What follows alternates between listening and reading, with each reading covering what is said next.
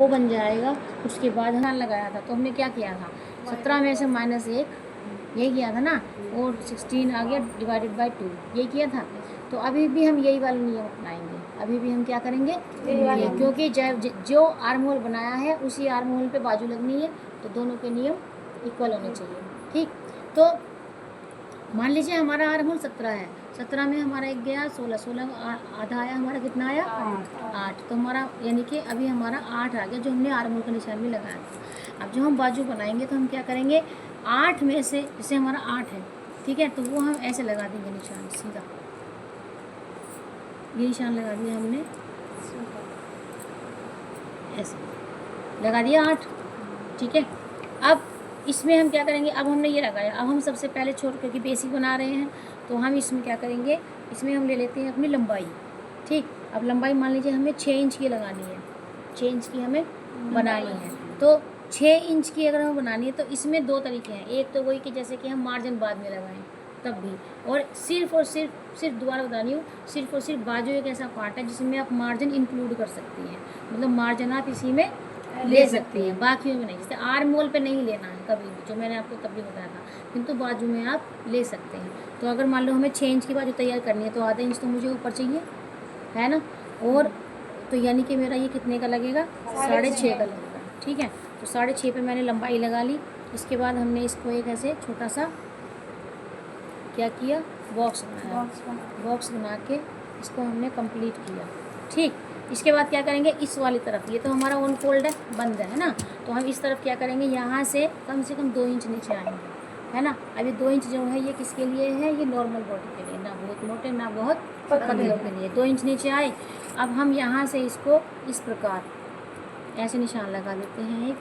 अच्छा, वैसे जो मैं अभी तुम्हें सिखाने वाली हूँ ना, ये जो वैसे तो फ्री हैंड बनानी चाहिए, किंतु जब तक आपको फ्री हैंड, आपका हाथ में कर्व नहीं आता है, आप नहीं बना पाते हैं, तो आप ये ट्रिक यूज़ कर सकते हैं। जैसे कि हमने सीधे निशान लगाया, इसके एक सेंटर में निशान लगाया, फिर ये और ये जो बचा इसके भी एक सेंटर में निशान लगाया, और ये जो बचा इसके भी एक सेंटर में निशान लगाया। ठीक, इससे हम आधा इंच ऊपर गए, इससे हम आधा इंच नीचे आए। अब बस ये देखना कि हमारा पेन किस प्रकार चलता है। ये देखो, यूँ गए और यूँ जाकर यूँ हम इस निशान के पास ऐसे आए। ठीक, फिर दोबारा जो हम गए यहाँ से इसको टच करके हम यहाँ आके और इसको नीचे वाले को टच करते हुए यहाँ आ गए। ठीक है, यानी ये बीच वाला जो पोर्शन है, ये वाला आपकी जो बाजू में कटिंग होगी, सामने की शेप कटती है ना, वो ऐसे होनी चाहिए, यानी ये वाला शेप होना चाहिए आगे की। ये शेप जैसे मान लो आँख होती है ना, ऐसे लंबी वाली आँख, कुछ उस तरह का शेप ऐसे वाली होनी चाहिए। तो ये आपकी कटिंग होगी फ्रंट वाली, और ये शेप में ही होगी। जैसे मैंने आपको बताया था कि जो हमारा आर्म होल की शेप होती है वो यहाँ से क्राउन पॉइंट से लगभग 2-2.5 इंच तक बराबर होती है, आगे भी और पीछे भी। इसी प्रकार हमने यहाँ से ये वाला जो पॉइंट लगाया इसलिए लगाया क्योंकि हमारी जब हमने आर्म होल की कटिंग की तो हमने ये बराबर रखा था ना, इक्वल। इसी प्रकार बाजू में भी हम यहाँ से लगभग हमारे दोनों बाजू इक्वल होनी चाहिए, उसके बाद हमारी शेप जानी चाहिए। कुछ बच्चे क्या करते हैं, यहीं से ऐसे शेप डाल देते हैं, क्योंकि जब हमारे बाजू में, आर्म होल में, मुड्ढे में कहीं भी ऐसे है नहीं, तो हम बाजू ऐसी क्यों बनाएंगे। ठीक है, यानी कि हमें ये पीछे वाला ये हो गया और आगे वाला हमारा ये नीचे से काटेंगे। ठीक है, इसके बाद हम यहाँ पे लगाएंगे बॉटम। बॉटम हम मान लेते हैं 5 नहीं 6, 12 मान लेते हैं। ये तो 5-6 इंच की बाजू है ना, हमने 12 मान लिया। ठीक, तो हमने क्या किया, अगर 12 है तो 12 का आधा कितना आया, 6, और इसको हमने यहाँ से इसको ऐसे मिला दिया। ठीक है, मिला देने के बाद ये तो हमारा फिटिंग हो गई। ठीक, अब क्योंकि हमने लंबाई में ही आधा इंच ऊपर तो ले ही रखा है, बस हमें चौड़ाई में देने की ज़रूरत है मार्जिन। अब जितना मार्जिन हमारे बॉडीज में होगा, यानी हमारे जैसे सूट बना रहे हैं तो सामने और पीछे की जो पल्ले होंगे उसमें साइड की सिलाई जो होगी, जितना मार्जिन आपने उसमें दिया है उतना ही मार्जिन बाजू में भी आपके होगा, तभी आपकी सिलाई इक्वल आएगी।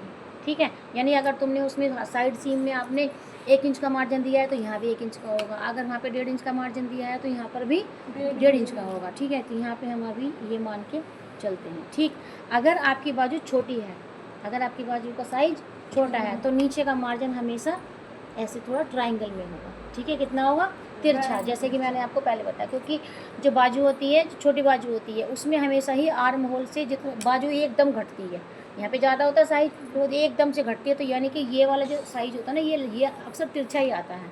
अब यहाँ पे अगर तुम ऐसे यूँ तिरछा ना करके यूँ सीधा करोगे तो जब भी पलटेगा तो यहाँ पे ये तुरपाई में दिक्कत आएगी, इसलिए ये तिरछा ही होना चाहिए। अब यहाँ पर हम जैसे नीचे मान लीजिए 1 इंच का ही दे देते हैं, ठीक है।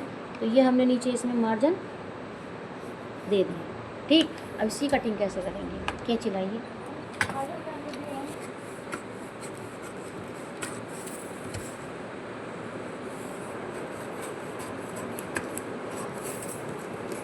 सबसे पहले पीछे वाला, जैसे हमेशा हम सभी पैटर्नों में काटते हैं, अगर फ्रंट बैक एक साथ है तो हम हमेशा कौन सा काटते हैं, पीछे वाला, ठीक है।